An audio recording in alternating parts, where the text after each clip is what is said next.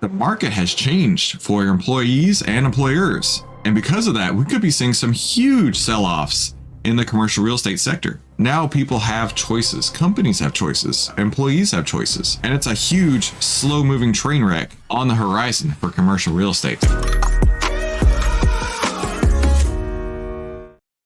All right, welcome to today's Outlier Live. Our top story of the day: market experts are warning of a U.S.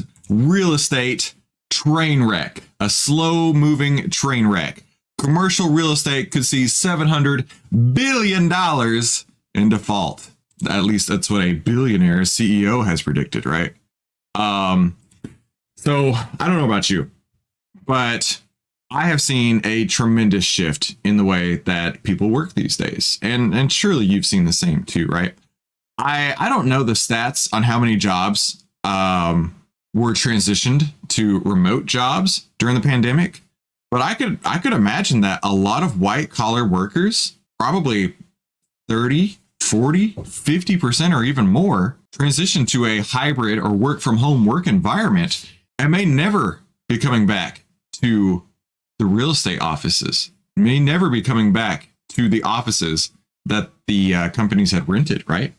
And you look at companies like WeWork, who at one point were darlings of the real estate boom, a shared workspace, and then everybody started working from home, and then there was no need for that company anymore. And so what this article is continuing to talk about is the fact that the market has changed for employees and employers. And because of that, we could be seeing some huge sell-offs in the commercial real estate sector.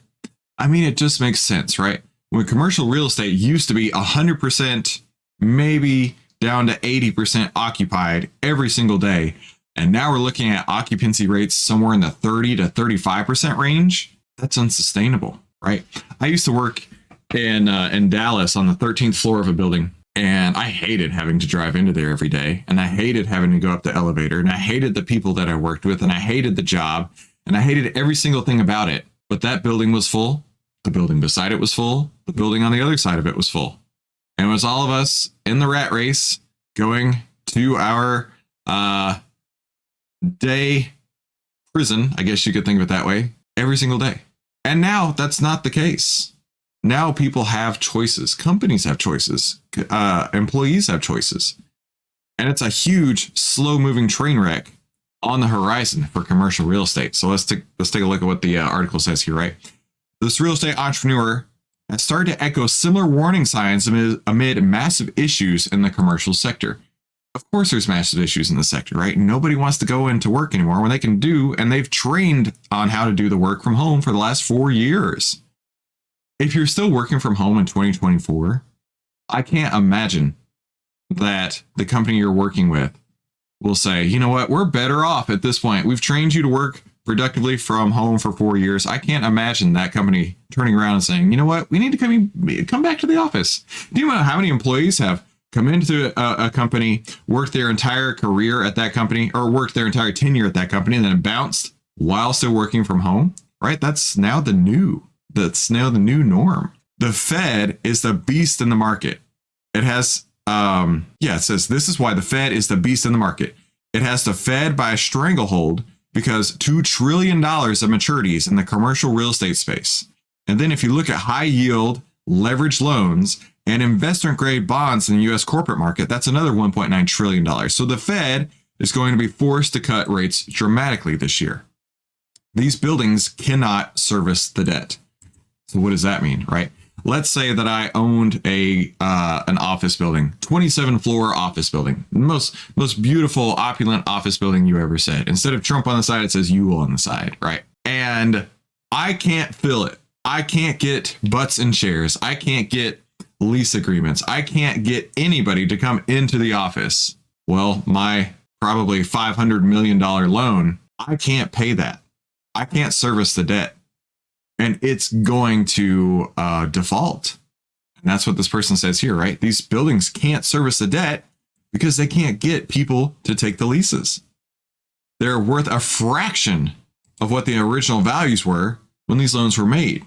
And you're going to see massive defaults because there's no solution in many of these instances. Their comments are strikingly similar to another person's warning last week that says there's a generational shift on the horizon, painting a very ugly picture for America's real estate market in 2024. Hey, if you're just tuning in, my name is Christopher Yule, and we cover the biggest headlines of the day, what the AI trading data has to say about it. And if you're interested in that too, be sure to definitely hit the subscribe button down below and start trading with the world's best AI stock trading assistant. Head to OVTLYRdeal.com to get a very, very limited time lifetime access coupon, lifetime access to outlier.com. I don't think you're going to regret that at all. I think this $700 billion could default. The lenders are going to have to do things with them. They're going to be selling. It's going to be a generational change in real estate coming by the end of 2024 and all of 25.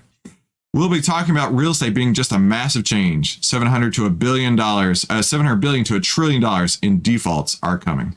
The factors causing default worries are twofold. One of these is that buildings, the contract vacancy rates have significantly increased, up about 20% in places like New York, for example. And then of that remaining 80%, less than half of it gets occupied. Less than half of it gets occupied. And that's because there's been a seismic shift on how people work and where they're working. So I live here in Texas, and once COVID happened, right? Once people were moving around, being mobile and working from home, the whole neighborhood was flooded with people from California. That's because they have a seismic shift on where and how they're working. They're doing the same job. They're probably getting paid the same, but they've moved halfway across the country where taxes are lower, cost of living is better, and overall lifestyle is better. McDonald agrees, so this person agrees with the other person's analysis, and both argued the only way to help the situation and slow down the default process is with aggressive rate cuts, right? They don't want rates to, they don't want these loans to have to refinance at higher rates, because if they do, they definitely are not going to be able to service the debt if they're having to pay twice as much as they did before. What happened was a 1-2 punch. COVID changed how people work. The fundamentals were going against New York and Washington and Chicago and other places that are blue and other places. And then interest rates ran up rapidly. There was no way out. This person says, I think lower interest rates will save some buildings. They'll save some property owners, but not a majority of them. I think somewhere between March and April and May is what this person says. The probability of a soft landing in the eyes of Wall Street is going to come down dramatically. And the beast in the market, because of this emerging credit risk, all these maturities in the next 2 years, that eventually triggers a significant rate cut in the middle of the year. Remember, this is the most aggressive Fed we've ever seen. I do consulting with financial institutions all day long. And one thing that I tell them all the time is that this Fed, Jerome Powell right now, they're either all the way on the gas or all the way on the brake. There is no in between. They're either raising rates as hard as fast as they can, or they're shoving them down into the ground. And I feel like there's no point in time where they're doing somewhere in between. So yeah, I also agree. This is the most aggressive Fed we've ever seen. It's a very left-leaning Fed. They're going to try to help the current White House, and they're going to do everything possible. That's also something I've been speaking about, right? I wouldn't be surprised at all if all the shenanigans get pulled out this year going into the November elections. I think we're going to see some huge promises with student loans getting paid off, which was the big deal in 2020. They said, oh, don't worry, we're going to pay off your student loans, which they have not done. I think they're going to see a lot more promises on that. And for those people who can get it, for them, I do hope that they do get it. I do hope that they get their student loans forgiven. But I think overall, that's going to cause even more inflation, which I do not look forward to. So on an individual level, by all means, I hope that works out. On a global macro level, it's not going to be good for everybody. So let's take a look at a real estate stock, DHI, DR Horton. If you look at DHI, we actually got a sell signal back on January 4th. And DR Horton, of course, builds lots of homes out there, but it also builds incredible signals like this one here, showing a 171.24% return. So if you want to build up some of these signals just like this, head to OVTLYRdeal.com to get an incredible lifetime deal that you will never see again on these AI trading signals from Outlier. Now let's go take a look at what the internet has to say about this, right? U.S. housing affordability is worse today than at the peak of the last housing bubble. And as you can see here, right, the affordability is astronomically high. The median household would need to spend 45% of their income to afford a medium priced home, right? This real estate bubble, this real estate problem is hitting not just commercial real estate, it's hitting everybody out there. Everybody out there. This person says, that's why I expect more correction, and they're not buying REIT stocks. Everyone is rolling in cash from the COVID boom, so income doesn't matter anymore. Yeah, I don't know about that. Home ownership is higher than the 1950s. Yep. Let's see. There's one on here that I want to talk about. Given the current housing affordability in the US, what do you think is the most viable solution? Reducing home prices. How do you reduce home prices? By raising rates, right? If you need to find a buyer and you can't change the rate, if you need to get out of your home and you can't change the rate, what can you do about it? You can reduce your home price. That was why they raised rates, trying to curb inflation. I know it sucks for all of us involved, but by raising the rates, that was the goal, to reduce the home prices so that desperate sellers were able to find those buyers. But YouTube thinks you're going to love one of these two videos, so be sure to click those to watch more. And thank you so much for tuning in today's Outlier Live. We'll see you on the next episode.